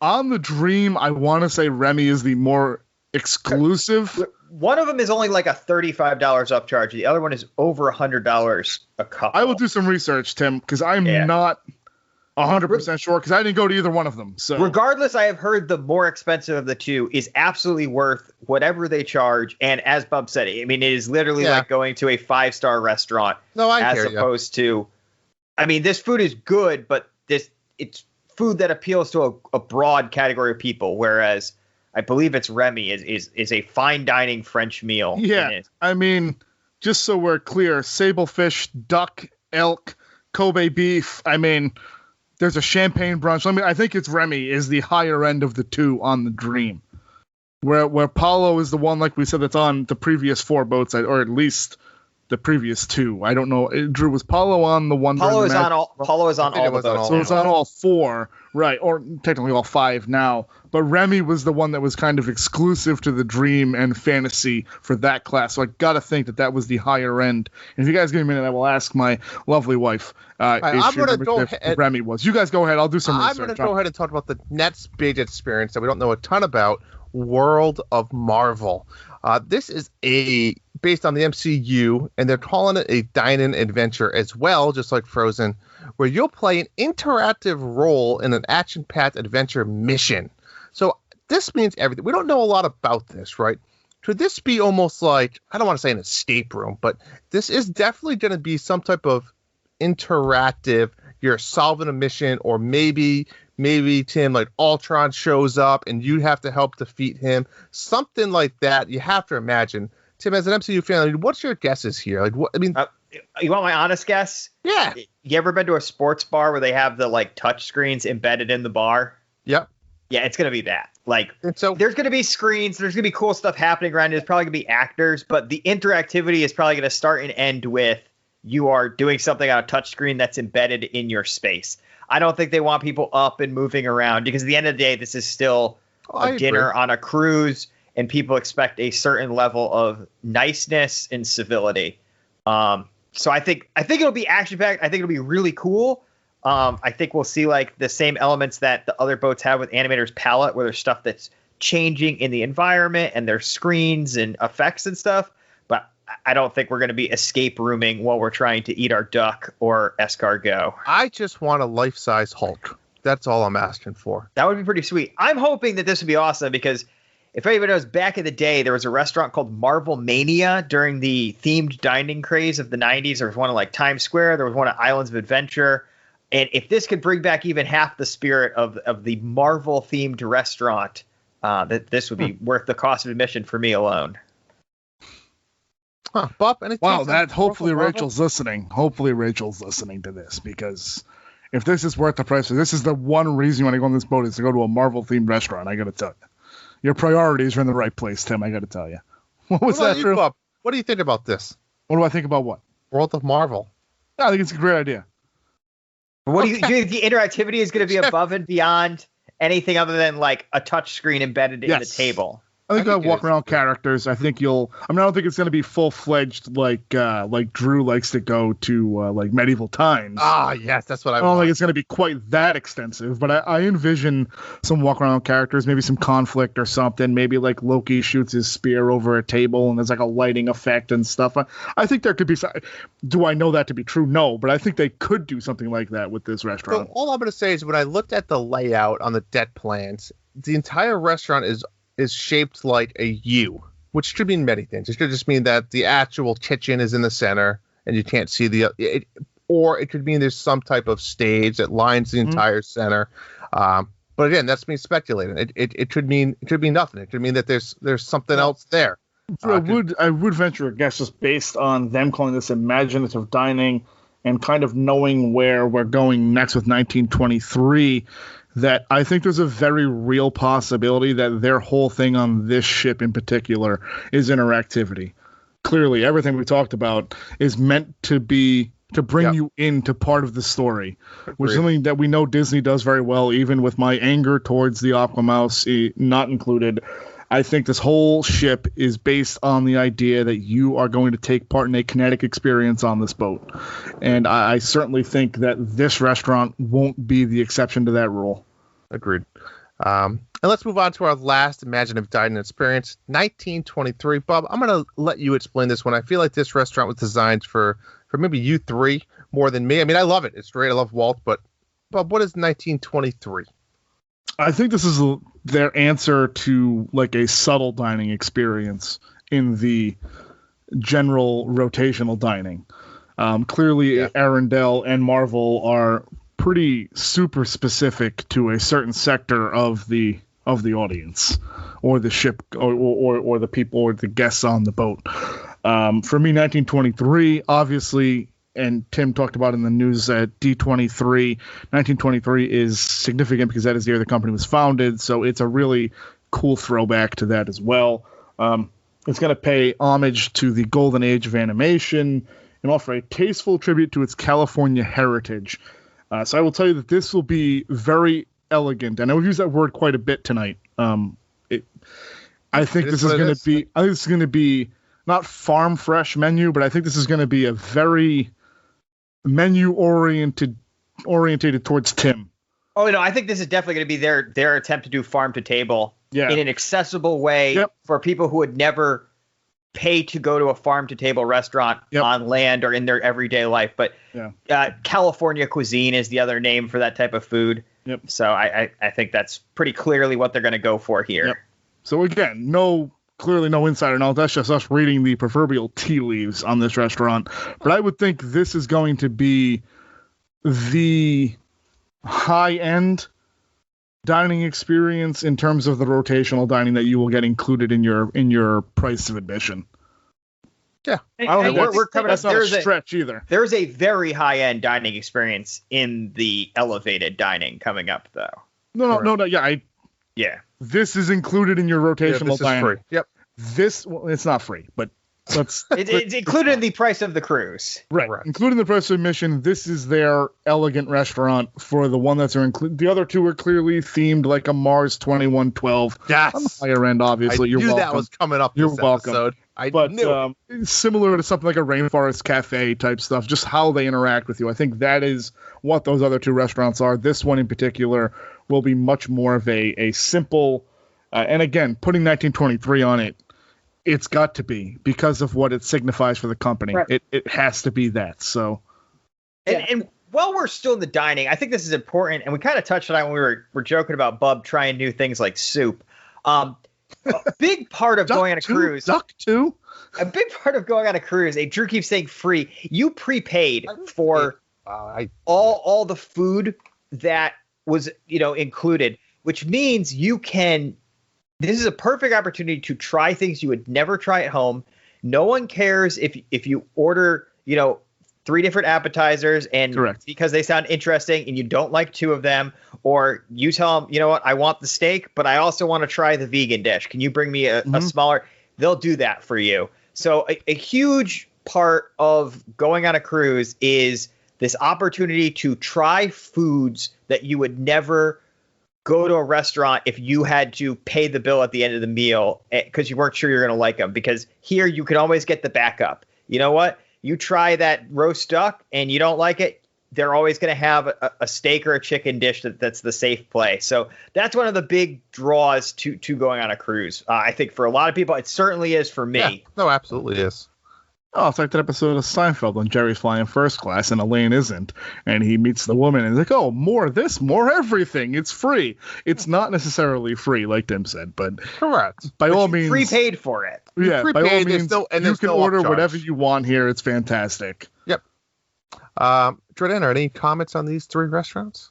No, just real quick. I'm kind of excited for the decor in 1923 and kind of like what Bob was saying with the simplicity of it and just seeing how they bring Walt into it. Because I always love just bringing Walt back into whatever.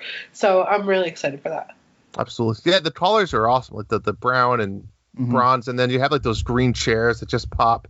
I agree. Super cool. All right, so let's, to be honest, I don't want to spend a ton of time on some of these elevated restaurants, but we can talk about them and mention them. So there's some adult-only dine-in experiences. As we just kind of mentioned a few times, Apollo Steakhouse, which is a Codsworth. So actually, the Wish decided to go with a Beauty and the Beast themed adult dine-in, which is perfect, right? Just as Bob will use the word elegant again. Beauty and the Beast can be both elegant, fun, it can be colorful, it can be dim, it can be such a wide spectrum, right? And they do that really well with each one of these restaurants that we're going to talk about here. So the first one is the Apollo Steakhouse, which is Codsworth themed, and yeah, I mean it's to Tim's point, this was on every ship. Disney It's cruise ship. the original upgrade dining for Disney, and people who consistently cruise with Disney love this place. It's usually, I think they just announced for the next group of sailings on the boats that already are here, it's a $35 upcharge. It's not a big upcharge, but I think people would be upset if this wasn't on the boat, which is why the main reason it's here. Agreed. And the thing about the Cogsworth inspired, I think we got to use that term very loosely. I don't think it's going to feature Cogsworth statues or, interactivity. It's just, this is going to be, think about the character Cogsworth. That's going to be the design. His style. Yep. It's the style, just how he is. So he won't be waddling around. Correct. You'll probably get, maybe some gears along the way, something like that, or it'll be well done. You can go up to Apollo on the other ships, and it was beautiful. You could not go up to Remy. You could not unless you had a reservation. So Apollo, when it's not open, you can go up and look at it and see the views because they're usually on the higher decks. So you really get some nice floor to ceiling windows in Apollo as well. So it's a really, really nicely done restaurant. So. Yep. Very cool.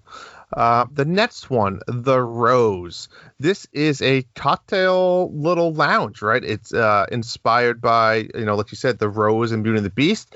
It has antique mirrors, floating rose petals, very elegant, kind of the Enchanted Castle themed. This is a place that you don't drop the kids off at the Ocean Air Lab, and you can come here and have a couple drinks. I just hope our listeners aren't drinking every time we say the word elegant, because they are sheets to the wind, baby. I think that's really the theme of this ship, though. Like, even more than the other ships, which you could describe as elegant. This elegance was the design language for this ship.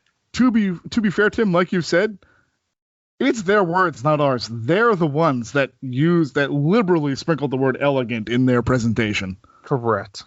They beat it into us.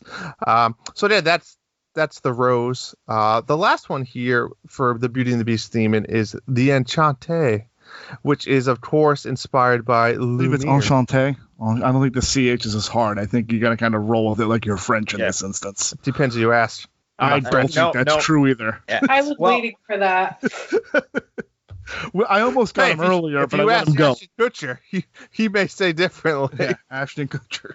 I don't think he will. I'm going to be honest, guys. I don't know too much about this restaurant as far as the food or things like that. I would say this is their equivalent of Remy. I would say that this is. I looked this up. So the chef whose name is attached to this restaurant is a Michelin 3-star chef. That's the highest honor a restaurant can get. Whose flagship restaurant is in a 5-star hotel in Paris, France. That is literally called the 5-Star Hotel in French. I think this will be by far and away Disney's most opulent restaurant, land or sea. And I think the upcharge on this is going to be probably astronomical. I would not be surprised if this ends up being like $250 a person upcharge. If Disney is really going to try to deliver like Michelin star level food on a cruise ship, that's unprecedented outside of like the river cruises in Europe, which are, as Jordana could probably attest to as a travel agent, unbelievably expensive and a whole different level of cruising from ocean cruises. Yes. But yeah, I mean, this is going to be, there's going to be no interactivity and no characters plastered around this restaurant. This is going to be like a very, very fancy restaurant for adults who want fancy food. Yeah, I agree. I'm interested to see more information that comes out with this one. I want to see some pictures as well. Some nice pictures of this one. Jackets will be required. Yes, absolutely. But then it's like, is it worth? I mean, everyone has their own opinions. Is it worth bringing all that? Yes. So at a restaurant like this, Drew, they just have a closet of men's jackets. So if you don't have a jacket, you borrow the restaurant's jacket while you eat. What about pants? $200 to go to this restaurant. I'm bringing a jacket. That is true. I'm just saying that. They have stretchy pants. No, all the portions are usually tiny at a place like this. Yeah, and there's just many, many of them. Yes, the more you pay, the less food you get per plate. Per plate. All right, let's keep it rolling here. Let's move on to the next one we're all excited for, the Star Wars Hyperspace Lounge, folks. This is Space 220 that never was.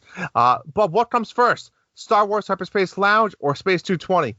Well, seeing as how I know Star Wars Hyperspace Lounge is coming in May of 2022, I would say definitely the Star Wars Hyperspace Lounge comes before Space 220. So yes, Lock guys, of the week. This Lock is of the week. a luxurious yacht class spaceship that you are flying around the galaxy with a massive screen, like we're alluding to, kind of similar to Space 220, where you're looking out into the Star Wars world of, their galaxy. It's richly themed. It's very an immersive experience, they say, again, for adults only. It has tasting experiences and signature beverages inspired by destinations in the film, such as Batuu, Tatooine, and Mustafar. Not to be confused with Mufasa. Drew, was this the space bar you were referring to when you talk about the teen-only space? Yeah. Oh, yeah. Must have just got those mixed up in the literature. So this looks great, guys. I mean, I don't know what there is to say about this. It looks fantastic. This looks like another high-end type lounge.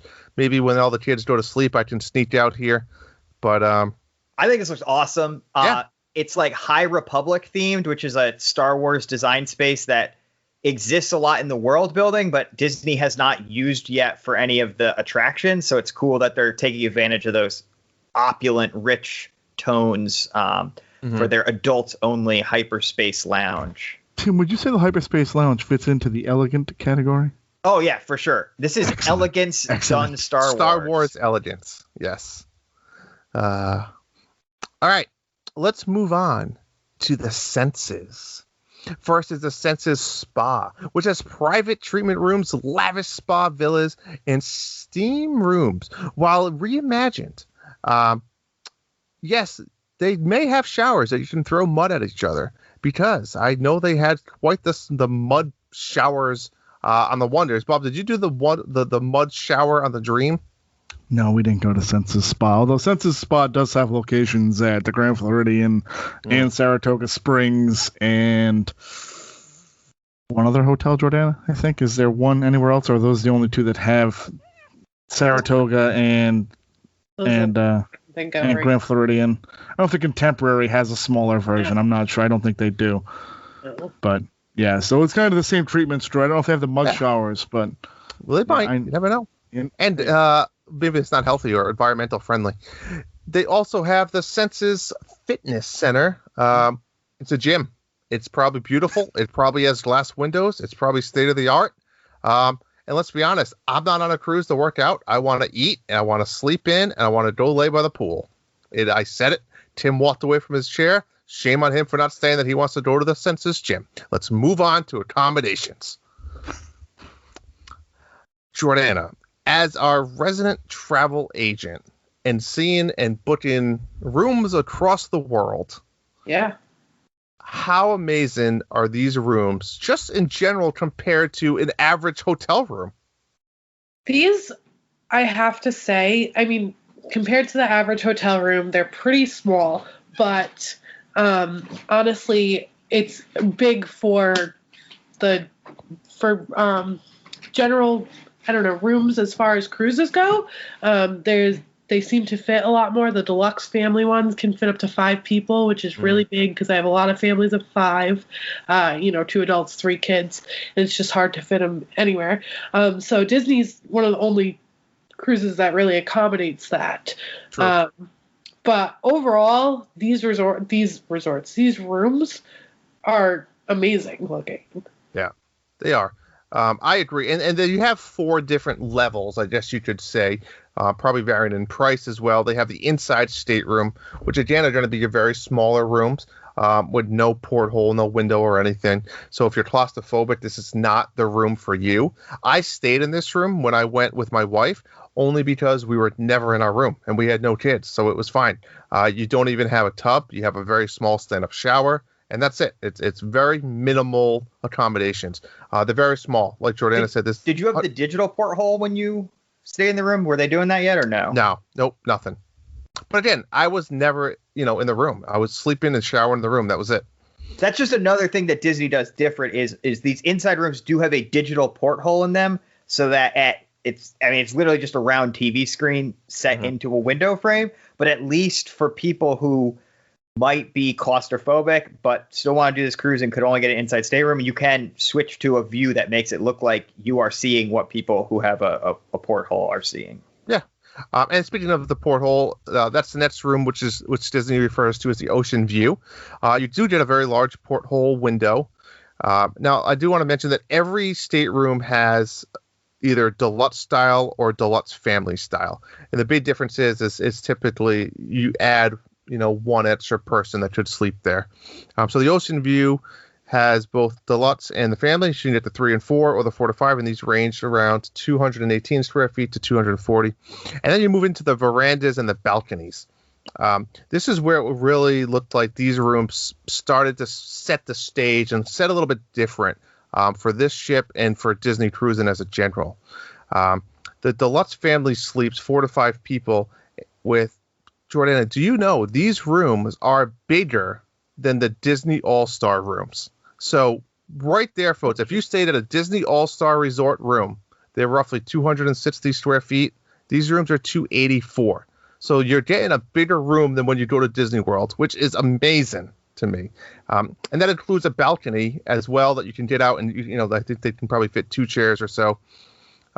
All these rooms that have the extra sleeping arrangements, they typically have like the pull-out couch, but they also have what is the word they call it? It's not a bunk bed, but essentially the bed that pulls down from the ceiling, and you get the ladder that climbs up. So it's a lot of fun. Like a Murphy bed. Murphy bed. Right. That's what I was looking for. Yep.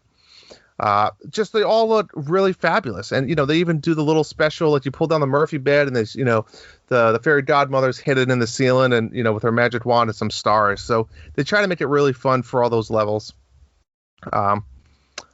The cool thing about a lot of these rooms I noticed is they do have tubs, which for all of you people that do have kids and want to give baths and things like that, they do have tubs, which not all cruise ships have. So that's something that is definitely something that is a big, again, improvement here for a Disney cruise.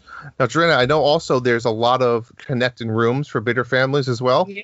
So there's actually 902 connecting rooms on the ship. So which is like half, right? Yeah, almost about half. Yeah, exactly. More. So these are rooms that, if you have a family of 7, 8, 9, 10, you could actually get everybody kind of in one big room, which you could do 5 and 5 or 4 and 4. Which I love too is they have the connecting balconies even. Yes, so you can actually. Yeah. It's kind of like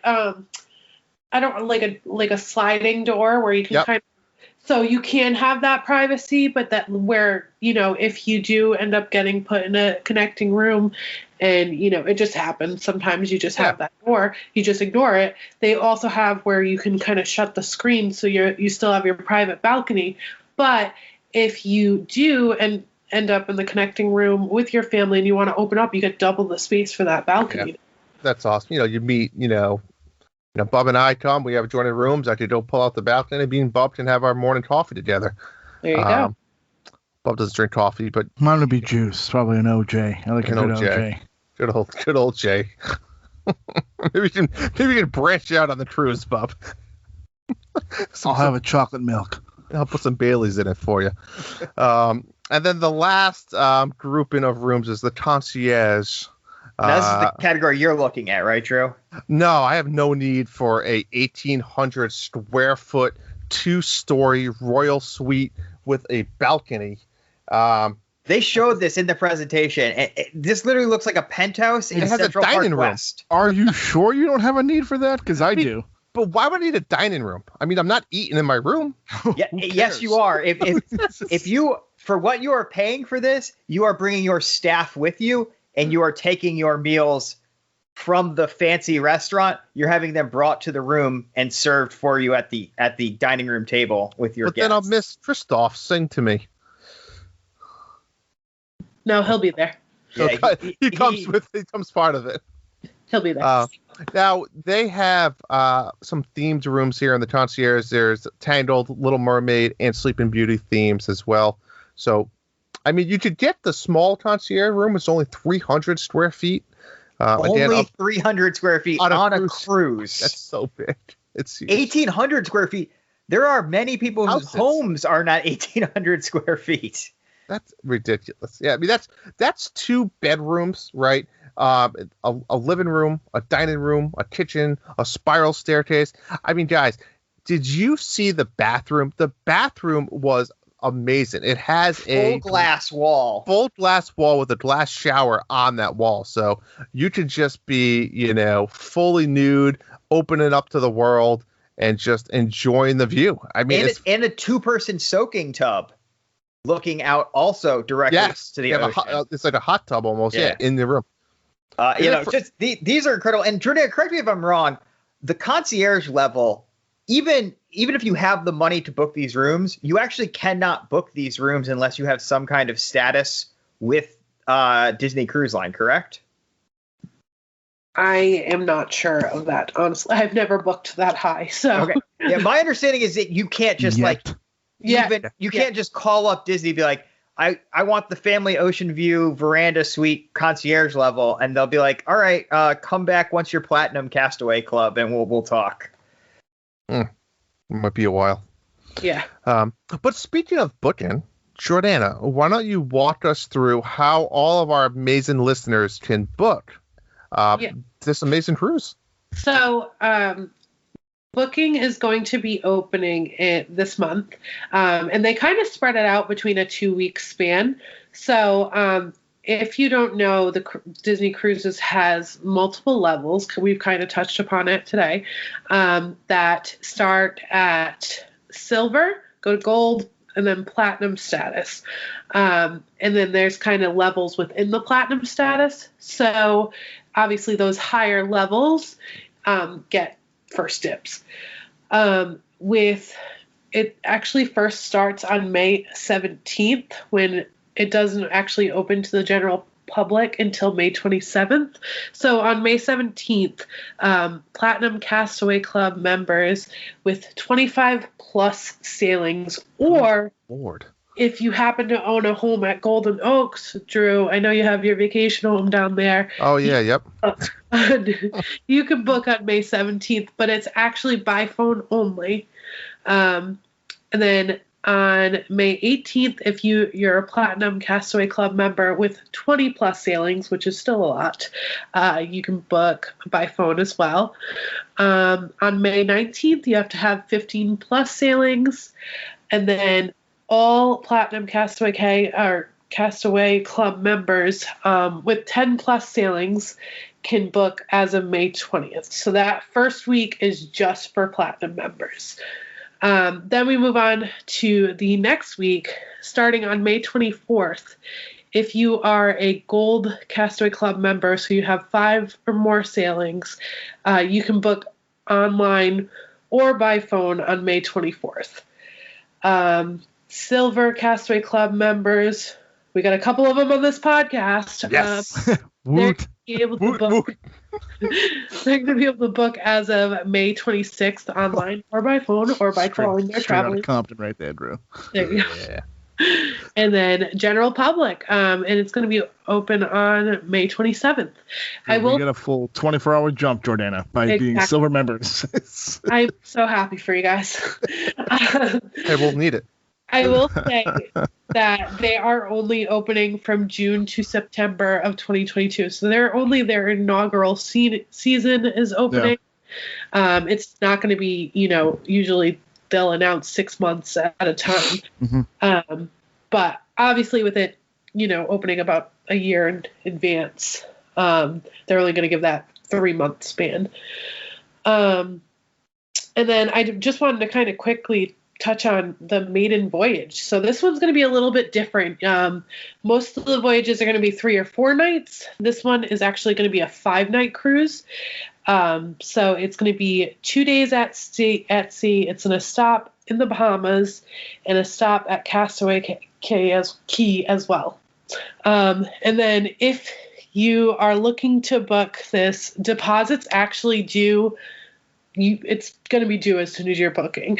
Like we said before, there's not much space on this ship, so I think this maiden voyage, a lot of people haven't seen a new cruise ship in a while, so I think people are just going to be ready to book it, especially with COVID and everything. So it's going to be due that day. Usually you can put it on a 3-day courtesy hold, but this is a little bit different, obviously.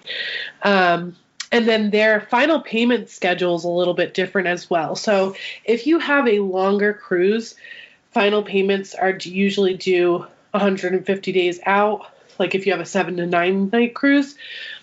With this one only being 5 nights, they're actually going to still require it around 150 days out. So your final payments are still going to be due a little bit early. So there's a few restrictions on here as well. You can't have any date changes, so you must cancel and rebook. They don't want to have it connected in any way that you were on this one for some reason. For early bookings, Castaway Cay members must remain on the reservation, which means that if I book under Drew because I wanted to get my booking a day early, he has to stay on the reservation.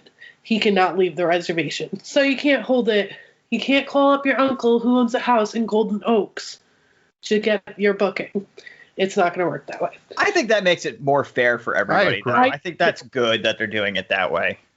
Well, I think the reason they must have made this rule is because someone must have did it and was playing the system. So it just always makes sense. Somebody. It's always something. Probably And Tim. then- Usually you. Or Tim. No, that's probably me. You're right. Remember that time I sold the lawnmower to the guy? Yes, a veteran. Yes, got it. Never mind. Okay, go ahead. Terrible human being. Awful. That guy, not me. Also, no discounts, future cruise credits, or onboard credits will be allowed or offered for this sailing. What? Come No. on. Keep in mind, this is all the inaugural cruise. She already said that. This isn't for like when you want to go. This is This the is- inaugural this This cruise. is just the maiden voyage. I'm going to tell you that the maiden voyage, and Jordan, I think we talked about it offline, is how much of that is even going to be open to the general public? Realistically, I would say less than half the capacity of the ship is Right. open to general public and isn't Oh, I invited agree. guests or people like that or It's definitely dignitaries or invited guest, Yep. you're probably going to see someone like Josh tomorrow, like big name people. well, Tim's in. You've convinced them. You've Yeah. twisted his arm. Tim is in. Man. Sorry, Book Tim. it for him. Concierge is the only one available. You have to book it. And I Sure. did look it up. So concierge, you don't have to be platinum or whatever. It's just like the rest. It's first come, first serve. So it often sells out in the first Got group There's only a because few of them, too. there's Yeah. very few of the rooms, Yeah, in and the the first platinum 37 seconds people of it. are often, have the money to afford those rooms. Right. If you're going on 25 cruises in what, 22 years, then yeah, I think you can. You've Yeah, done okay right? for yourself. And then obviously just the inaugural season goes from June until September of 2022. And then again, these are going to be 3 or 4 night sailings. They're going to be from Port Canaveral, and then just one stop in the Bahamas and Castaway Cay. Now, Jordana, what's their cancellation policy with cruises and stuff like that? So as long as you cancel 150 days out or more, it's 100% refundable. Okay. Um, And with and I Disney, was- with Disney. for Disney, yeah. And I was looking for anybody thinking, well, God, how much is this going to cost me? We don't know yet, but I can tell you before the pandemic started, to do a 4-night Bahama cruise, obviously not on the Wish, for like a veranda balcony room. I believe it was around $5,500 for a family of 4, 2 adults, 2 kids. So my guess would be at least that, probably a little bit more. Joanna, does that sound about right? Or does that sound high? No, I mean, I think that sounds high. I'm just telling you what I saw. But Cruising is incredibly seasonal. Like, correct. It depends. Christmas is going to be super expensive, and the September is not going to be as expensive. It's a very seasonal business. Yeah. Sail during hurricane season. That's your best bet. Yes. Yeah, that's why. Cross your fingers. Sea bands. Also, September, well, even August, they've been doing the Halloween cruises. Yeah. So that's something that I think you'll probably run into as well. Well, you guys have any last words on Disney's Wish? Hit me up before. Yes, Jordana. May 27th. If you want to be added to my list, I will get you a quote. Absolutely. Which includes all 3 of her co-hosts, by the way. Yes. Yep. I think us. Tim is the only one that is willing to go on the inaugural cruise if you can promise him that tomorrow is going to be there. So I mean, I did just miss him and Iger and Chapek palling around at the Disneyland opening, taking selfies with people. Oh, actually, there was a couple Travelmation agents that were there and got selfies. Those pictures were delightful, I have to say. Bob Iger, you forget that the man is in his 70s, but when he has that big iPhone and he's like taking pictures over his head, all of a sudden you remember that this is a 70-something-year-old man. Hey, he's in damn good shape for his age. That guy is going to live. He can outrun all of us. Correct. Right. Not that saying much. I look at people running and my hamstrings hurt. So. Oh, jeez. Well, guys, I hope you enjoyed this episode of Disney's Wish and our first of hopefully many or some Disney Cruise Line episodes. But truly, that is going to wrap up this episode 111. I'm going to leave you with this. May the 4th be with you, and beware of the revenge of the 5th. And thanks for listening to, always, the Disney Guys, Uncensored. After careful consideration, I've decided not to endorse your park.